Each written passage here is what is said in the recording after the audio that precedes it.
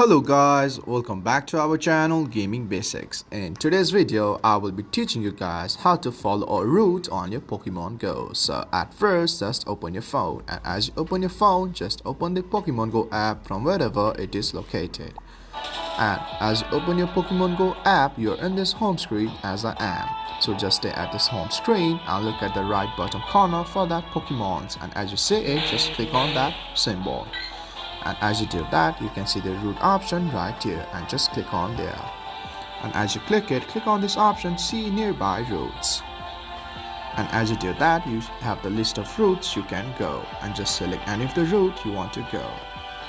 And as you select it, press on follow and just walk till there. So just enjoy your exercise.